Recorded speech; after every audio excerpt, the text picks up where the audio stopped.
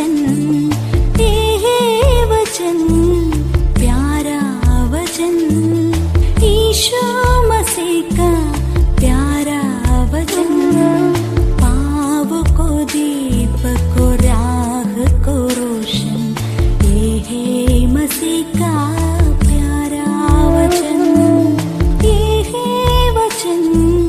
परमेश्वर के धन्य नाम की महिमा हो। प्रभात मनन के सत्र 2067 में आप सभी का बहुत ही विनम्रता के साथ स्वागत करता हूं। आइए आज का मनन के लिए हम पढ़ते हैं इब्रानी अध्याय 11 पद 7। विश्वास ही से नूह ने उन बातों के विषय में जो उस समय दिखाई न पड़ती थी चेतावनी पाकर भक्ति के साथ अपने घराने के बचाव के लिए जहाज बनाया, और उसके द्वारा उसने संसार को दोषी ठहराया और उस धर्म का वारिस हुआ जो विश्वास से होता है। परमेश्वर ने जब जलप्रलय के बारे में नूह को जानकारी दी थी, उस समय तक कभी पृथ्वी पर वर्षा नहीं हुई थी। ओस गिरने से पृथ्वी भर के पेड़ पौधों की सिंचाई होती थी, इसलिए ही पृथ्वी भर के एक जलप्रलय के बारे में सोचना न केवल नूह के लिए परंतु उस समय के किसी भी व्यक्ति के लिए मुश्किल बात थी। परंतु नूह की सबसे बड़ी खासियत यह थी कि मानसिक समझ से समझने के लिए मुश्किल बात होने के बावजूद भी नूह ने उनसे कहा गया परमेश्वर के वचन पर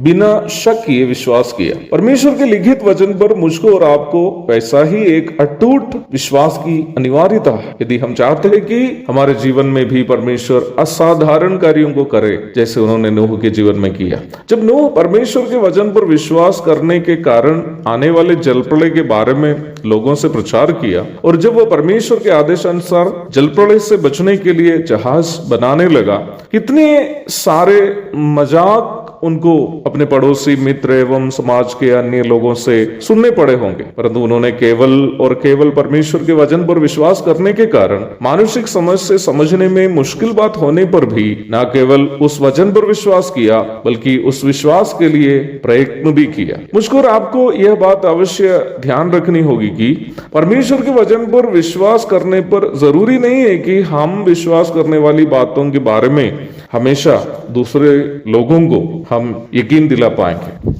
अवश्य याद रखे प्यारो, परमेश्वर के वचन का महत्व जिन्होंने जाना उनके लिए वचन की सच्चाइयों पर विश्वास करने के लिए अपना विश्वास पर दूसरों की सहमति की जरूरत भी नहीं है। नूह के विश्वास को हम कम से कम 3 चरणों में विभाजित करके समझ सकते हैं, जिससे आप ये समझ सकते हैं कि उनका विश्वास केवल उनके मस्तिष्क तक सीमित रही एक जानकारी नहीं थी। नूह के विश्वास का पहला चरण यह था कि उन्होंने स्वयं परमेश्वर के द्वारा उनसे कहा गया वचन पर विश्वास किया कि जल प्रलय होगा, अर्थात मानसिक समझ से समझने में मुश्किल होने के बावजूद भी उन्होंने परमेश्वर के वचन पर विश्वास किया। नूह के विश्वास का दूसरा चरण यह था कि उन्होंने जल प्रलय से बचने के लिए परमेश्वर के आदेशानुसार एक जहाज बनाया, अर्थात नूह ने अपना विश्वास को कर्मों के द्वारा प्रकट किया। नूह के विश्वास का तीसरा चरण यह था कि परमेश्वर के वचन पर विश्वास करने के कारण कि जल प्रलय होगा, आने वाली विपत्ति के बारे में दुनिया को चेताया,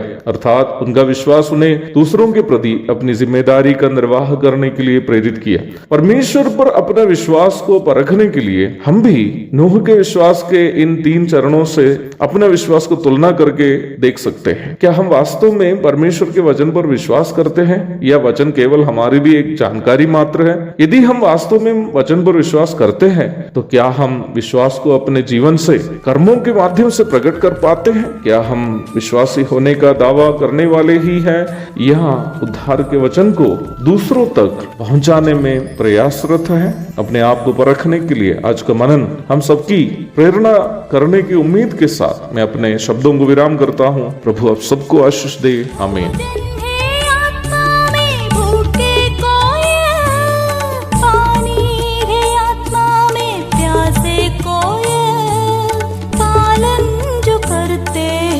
उसके लिए आशीष पाने का